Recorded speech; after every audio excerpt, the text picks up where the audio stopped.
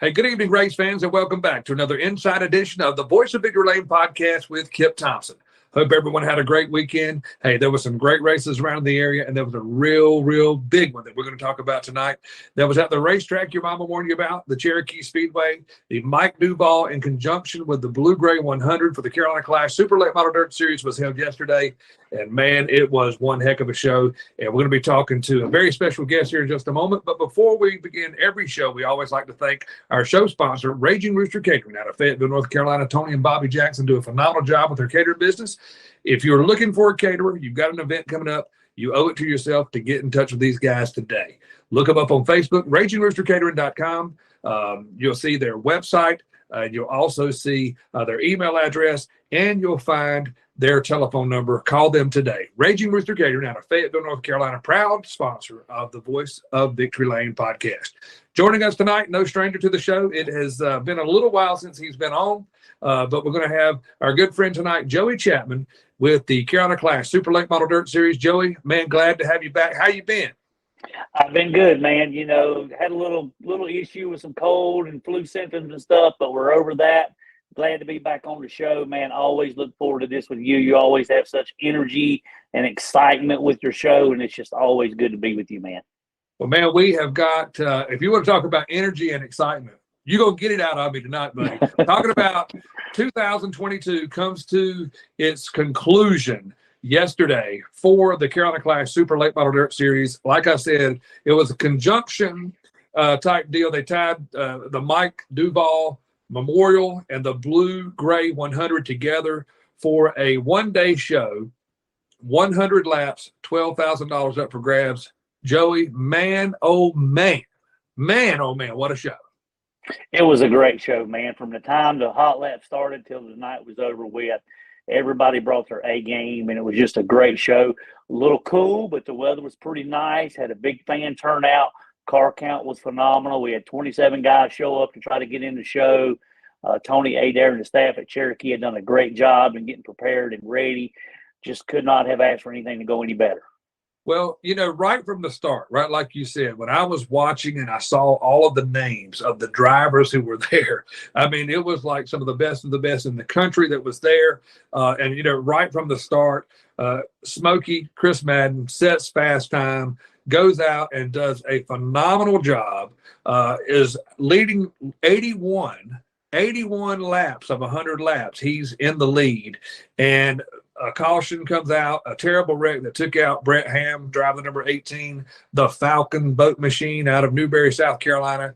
And then I guess he was thinking maybe in the back of his mind, you know, hey, I got a good car here, and maybe with 19 laps to go, I'll just go in and change the right rear and maybe come back in and get this thing done. And, man, what a phenomenal job he did. And with, I think it was the white flag was in the air or 2 laps to go, he comes off of turn 2 and gets by Kyle Strickler, man, like he shot out of a slingshot, not only to capture the Blue Gray 100, his 8th 100, his 8th Blue Gray 100. And, man, just, my gosh, what a phenomenal show that showed, you know, Dalton Wilson, who started 22nd, a local guy from right here in Fayetteville, North Carolina, you know, cut his teeth in a dirt car at the Fayetteville Motor Speedway, starts 22nd after a horrific, almost ended his night on lap number 1 of his heat race, hits the berm down in turn 1, and how the car just didn't get demolished, how he slid across the racetrack, I don't know. But he starts 22nd, and he comes in and pits for a tire a little earlier. But the 18D, man, Dalton Wilson, a good job for him. And then shows up, ending up your top 3, the old Rock Hill bad boy. He had a good car too, man. Ben Watkins, but those 3 put on a heck of a show. And Kyle Strickler, man, Heartbreak Hotel with a tire going down. But man, it was a phenomenal show, man. Yes, it was, you know, and Dalton, I gave Dalton a hard time after the heat race. He said he was 3rd quick time, so he was fast from the get-go too. And he actually had Strickler beat getting in the corner, you know, and he hit that berm, and, man, it just about ripped the nose completely off the car, turned him around in front of the field. Luckily, nobody got into him, and he was able to make repairs to his car, started the V-main, into the feature, started 22nd on the field, and just slowly and steadily worked his way through the field. and ended up with a great night. And, Kyle Strickler, how many times has that been where he's had one of these big races won and something in the last 5 laps bite him, But when he came to the pay window after the race, he was still smiling. He was still excited to be there. Knows he's fast. Luck just got him again. But speed's the hardest thing to find. Him and I talked about that. Racers so hard to find speed. And these race cars are fast. He just needs a little luck on his side. But those wins will definitely come for him. And the 44, you don't have to say anything other than Smokey and Cherokee. And you better be on your A game, because when he shows up, it's on. And I don't know how he had the courage to pull in like that, leading the race. But there again, it shows you the maturity level that he has. And I tell people a lot of times in racing, a lot of racers, they play to not lose. They don't really play to win. They play to not lose. They would rather run second or third than maybe try to do something to win the race. Madden didn't come to run second. And obviously, he felt like with the tire situation, his best shot to win was to do that. And obviously, it worked out for him. He is so smooth. And, Ben Watkins was the only guy up there that managed his tires all night long, and made them last. When you talk about Chris Madden, yes, Smokey and Cherokee go together like a hand in a glove. And, actually, old Smokey pulled one over on the Voice of Victory Lane last night, because I thought with about 55, 60 laps in, that car's starting to push. That car's going away. Oh no, he was driving a different line to where he could drive it off the corner instead of slide it through that corner. And people, sliding those cars through the corners is what's detrimental to the tires. He knew exactly what he was doing. He figured something out, to get off of those corners where he didn't have to slide and burn up those tires. But yes, I'm with you, Joey. To have the courage, that's a very good call to say, I'm going to pull in, and hey, I'm confident enough. I think I got enough to put this thing back up front. And daggone man, if he didn't do it, and it was a phenomenal show. Congratulations goes out to Smokey Chris Madden, driver number 44, not only capturing the win last night, his 8th Blue Gray 100. Also, congratulations goes out last night, sealing the deal for 2022 for the Carolina Clash Super Late Model Dirt Series, driver of that number 2, Dennis Rambo Franklin. And also, how about the young gun, the driver number 4, John Price, Rookie of the Year, who had a phenomenal show at the Hall of Fame race right there at the same racetrack. And tire goes down on him, and Ross Bills was able to capture that win. But, man, congratulations to all of those guys. Congratulations to your series. You guys had a great, phenomenal year. I think you've had, over 80 different winners. Yeah. Throughout this, through the whole time you guys. Series. Yes, sir. Over 23 years. That's just phenomenal, man. It's phenomenal, that you see something like that.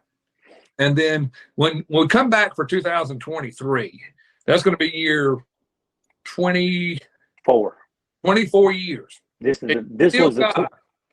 you still got racetracks that you've never been to before. And we're going to get into this a little bit later, talking about some things that are coming up for 2023.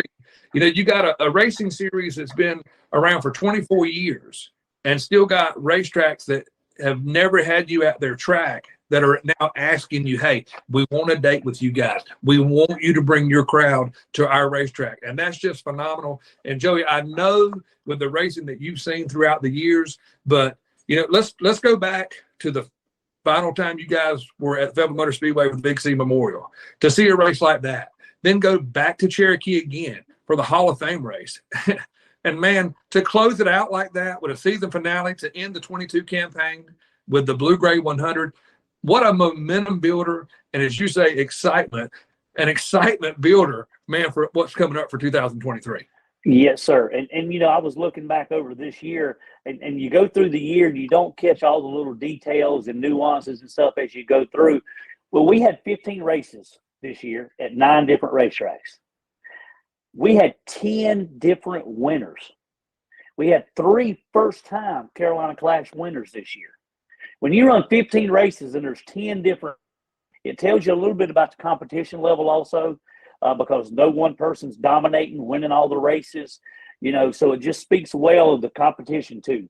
The racetracks are doing a good job. Everybody's just doing a good job. I was a little surprised that there were actually 10 different winners this year, and to finish out our 23rd year, we averaged 20 cars this year for every race. There were times we had 26, 28, but we averaged 20 cars for the year. And that's kind of our goal. We know what realm we're in, and 15 to 20 races is what we want.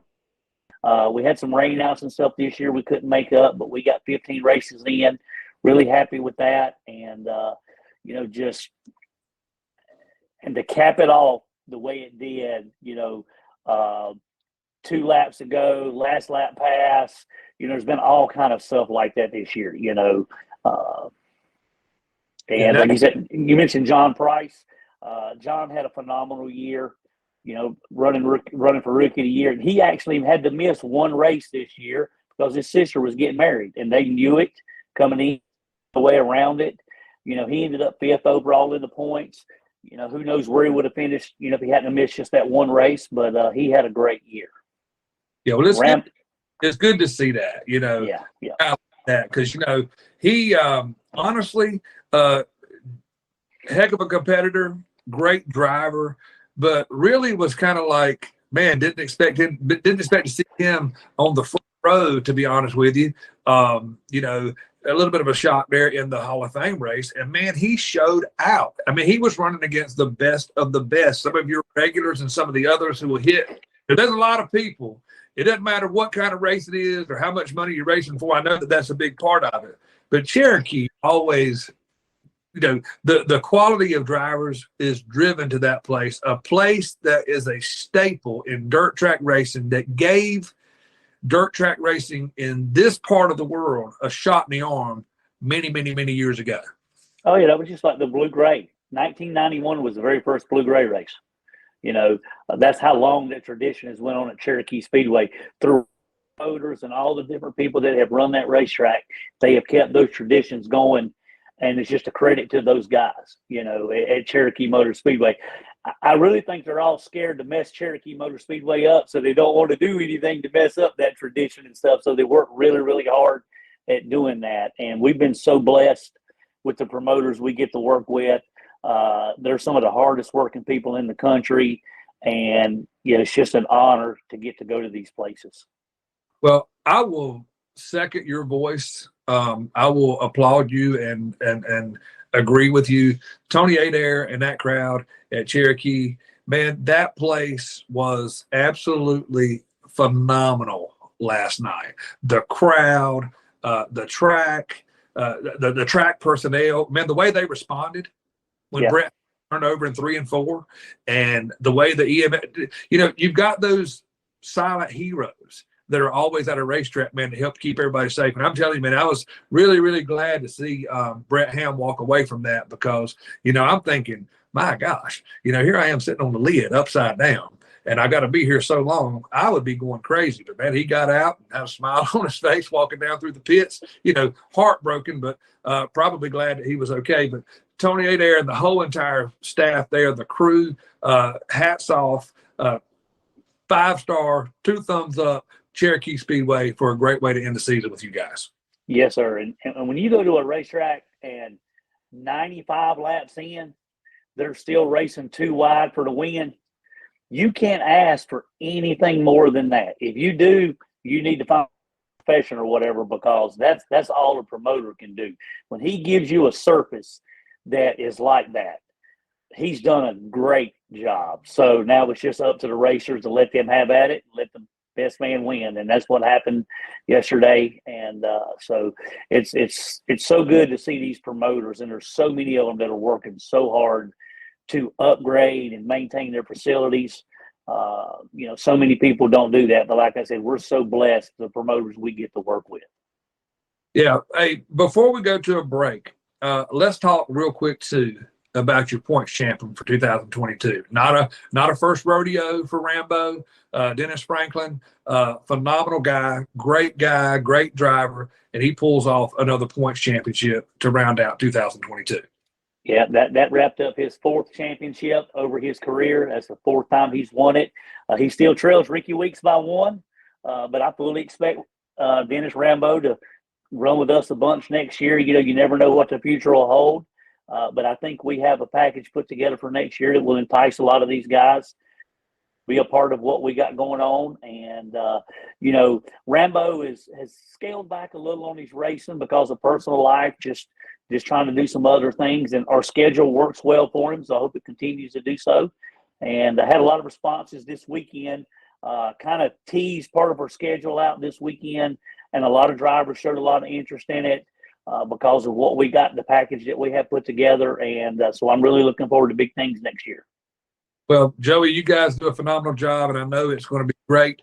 But right before we go to break, on behalf of the Carolina Clash Super Late Model Dirt Series and the Voice of Victory Lane podcast, big, huge congratulations goes out to driver number 44, Smokey Chris Madden, on capturing his 8th Blue Gray 100. Also, another congratulations again to Dennis, a.k.a. Rambo Franklin, on picking up his 4th Carolina Clash points championship title, and also this year's Rookie of the Year, driver the number 4, John Price. That's a little bit of a wrap-up for you on what went down yesterday in the Blue Gray 100 at the Cherokee Motor Speedway.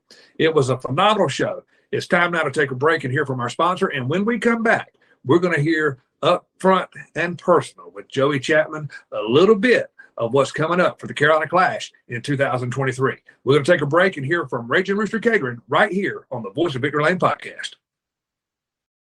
Tonight's show is being sponsored by Raging Rooster Catering out of Fayetteville, North Carolina. We cater any event, big or small, weddings, holiday events, and festivals. Call us today, 910-237-4565. Follow us on Facebook at Raging Rooster Catering. We invite you to come get you some. Okay, race fans, welcome back to part 2 of another Inside Edition of the Voice of Victory Lane podcast with Kip Thompson. Tonight's sponsor is Raging Rooster Catering out of Fayetteville, North Carolina.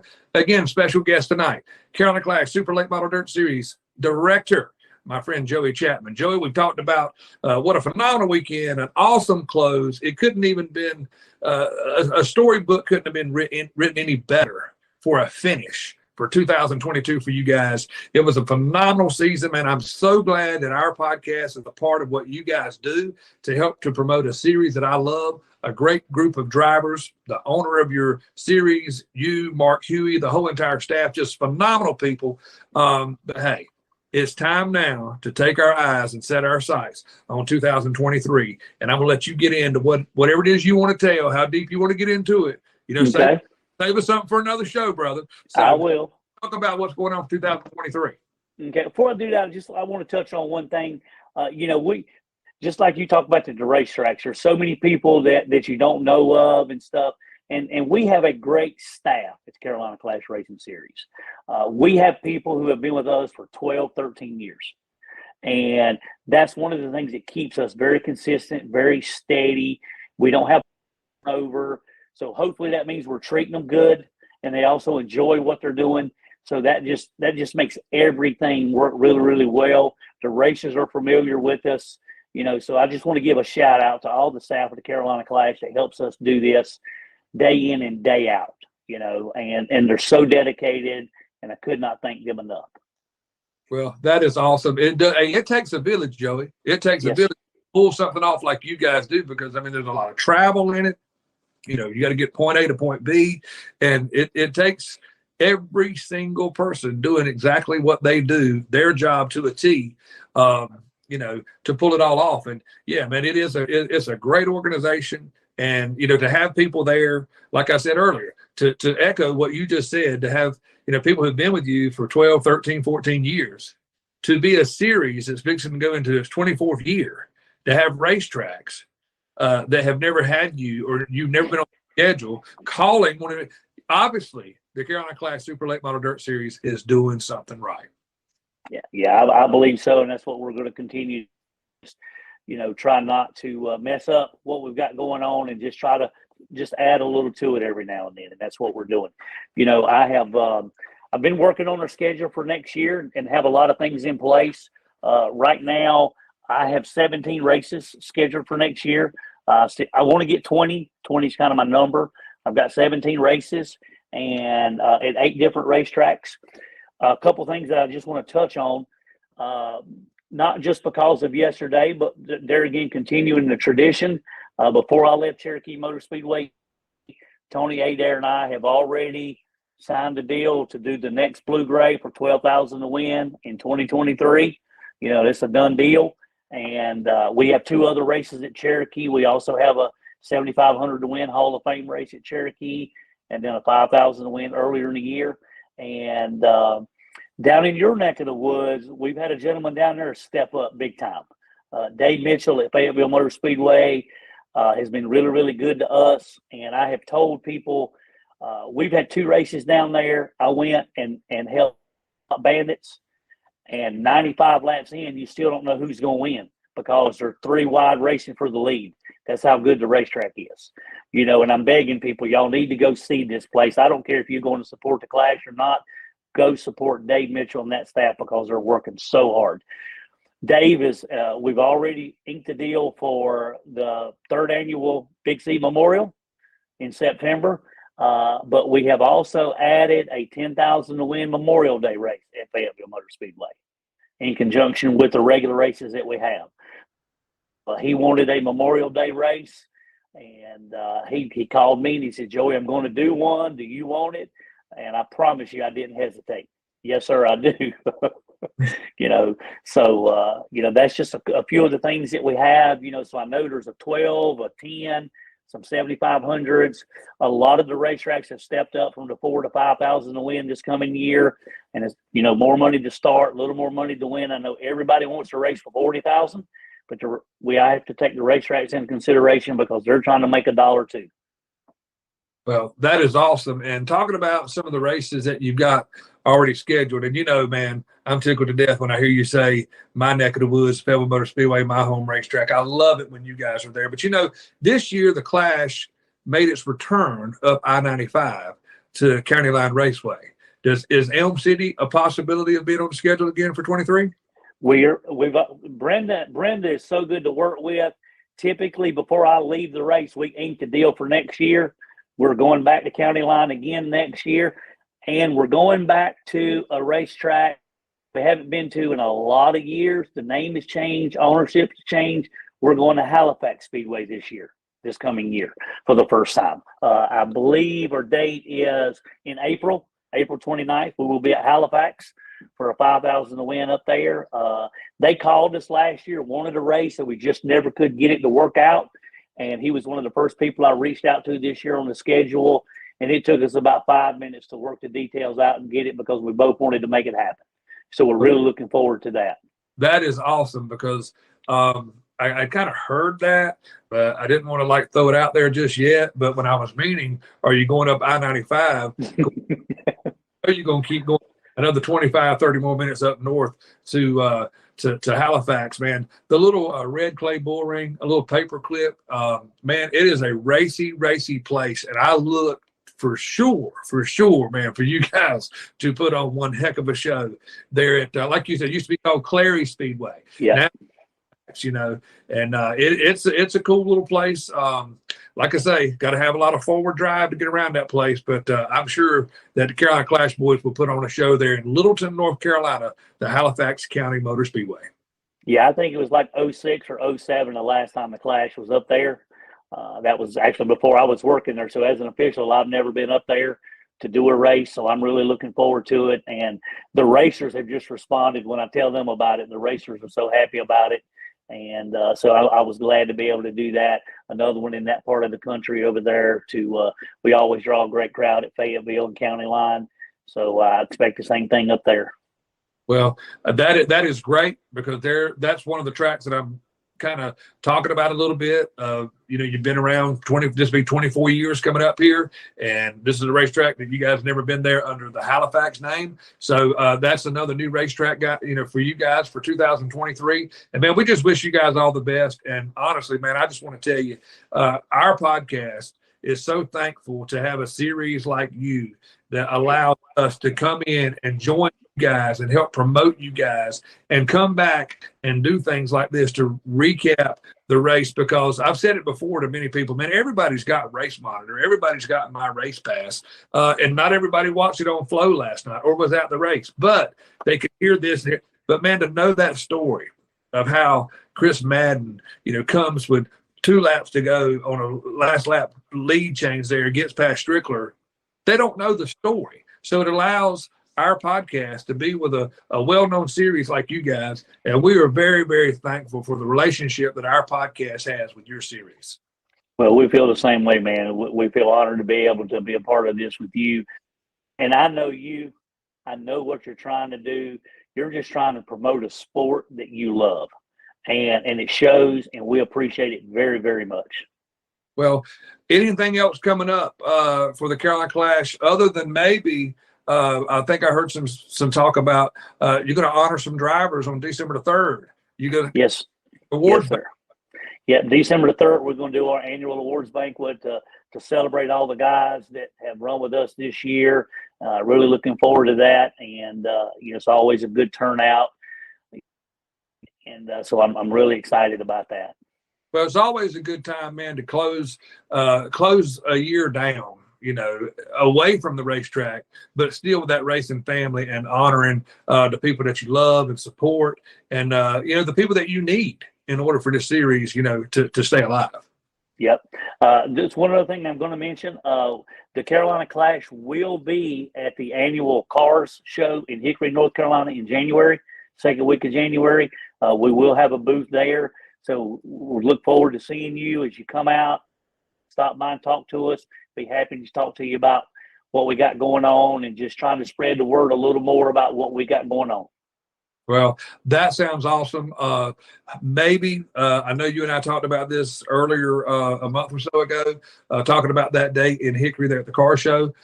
Not exactly sure on that particular weekend if I've got a boat show going on or not, but if time allows, maybe you and I can punch into a little Facebook Live, let everybody see what's going on, kind of like from our page, and maybe people can get out and come see you guys and check y'all out. Tell you what, I'll make a deal with you too. Sometime between now and then, you do a couple giveaways, and we'll give away. So I'll give you some Carolina Clash merchandise to give away through your podcast programs.